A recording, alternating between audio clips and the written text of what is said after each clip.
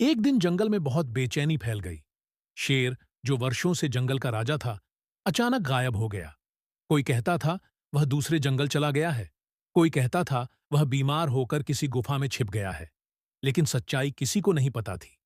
जंगल के सभी जानवरों ने एक आपात बैठक बुलाई। हिरण, खरगोश, हाथी, भालू, मोर और बाकी सभी जानवर इकट्ठा हुए। बात होने लगी कि अब नया राजा कौन बनेगा। जंगल में शांति और व्यवस्था बनाए रखना बहुत जरूरी था। उस दिन बंदर बहुत खुश था। वह पेड़ों पर उछल कूद कर रहा था, अपनी पूंछ घुमाकर तमाशा दिखा रहा था और सबको हंसा रहा था। जब उसे पता चला कि नया राजा चुना जा रहा है, तो वह एक टहनी पर चढ़ गया और जोर से चिल्लाया, मेरे जंगल के साथियों, मैं सबसे तेज, सबसे चालाक और सबसे होशियार हूं। देखो मेरी कलाबाजियां, मेरी फुर्ती और मेरी अकद्ल देखो। मुझे राजा चुना जाए। जानवर उसकी फुर्ती से प्रभावित तो हुए, लेकिन कुछ समझदार जानवर जैसे उल्लू, कौवा और लोमड़ी थोड़े सशंकित थे। उल्लू ने कहा, फुर्ती अच्छी बात है, लेकिन राजा के लिए अकल, न्याय और धैर्य भी जरूरी हैं। लेकिन बंदर के हंसी मजाक और करतबों ने भोले भाले जानवरों को बहुत लुभाया। सबने खुशी खुशी उसे अपना राजा बना दिया। लोमड़ी को शुरू से ही बंदर की नीयत पर शक था।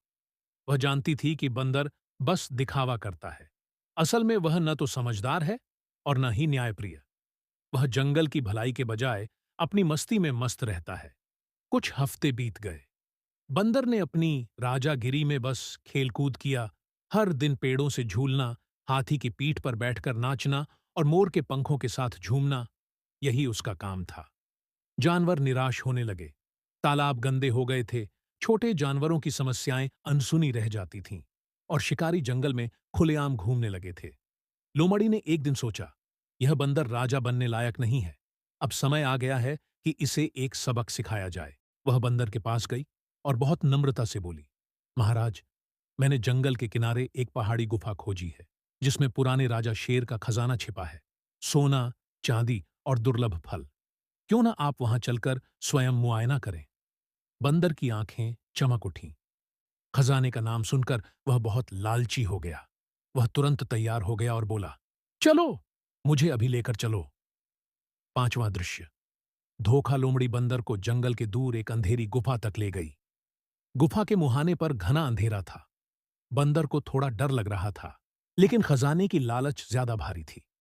जैसे ही बंदर गुफा में अंदर गया, लोमड़ी ने चालाकी से बाहर से भारी पत्थर घुमाकर गुफा बंद कर दी। अंदर अंधेरा और बाहर सन्नाटा। बंदर चिल्लाया, अरे, कोई है? मुझे बाहर निकालो, मैं राजा हूं। लोमड़ी हंसते हुए बोली, राजा बनना केवल करतब दिखाने और मजाक उड़ाने से नहीं होता। तुम्हें सोचना चाहिए था कि जंगल की समस्याओं को कैसे हल करना है। अब अपनी राजा गिरी का आनंद लो। बंदर गुफा में काफी देर तक बंद रहा। वह रोया, चिल्लाया और खुद को कोसता रहा। आखिरकार कुछ जानवरों ने उसकी आवाजें सुनी और भारी पत्थर हटाकर उसे बाहर निकाला।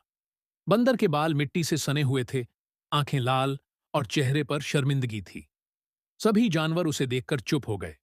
उल्लू आगे बढ़ा और बोला, अब समझ में आया कि राजा बनना सिर्फ कलाबाजी दिखाने से नहीं होता। बंदर ने सिर झुकाकर कहा, मैं गलती पर था, मुझे माफ कर दो। फिर से एक बैठक बुलाई। उन्होंने मिलकर तय किया कि अब एक ऐसा राजा चुना जाए जो समझदार, न्यायप्रिय और दूरदर्शी हो। सभी की निगाहें उल्लू पर टिक गईं। उसने हमेशा समझदारी से बातें की थीं और जंगल की समस्याओं को समझा था। लेकिन उल्लू ने कहा, मैं रात को जागता हूं और दिन में सोता हूं। मैं सलाहकार तो बन सकता हूं, लेकिन राजा नहीं। तभी सबने लोमड़ी की तरफ देखा। वह चालाक जरूर थी, लेकिन उसने चालाकी का इस्तेमाल जंगल की भलाई के लिए किया था। उसने बंदर को बिना किसी नुकसान के सबक सिखाया। लोमड़ी बोली, अगर आप सबका यही निर्णय है, तो मैं वादा करती हूं कि मैं न्याय और ईमानदारी से शासन करूंगी। इस तरह लोमड़ी जंगल की नई रानी बन गई।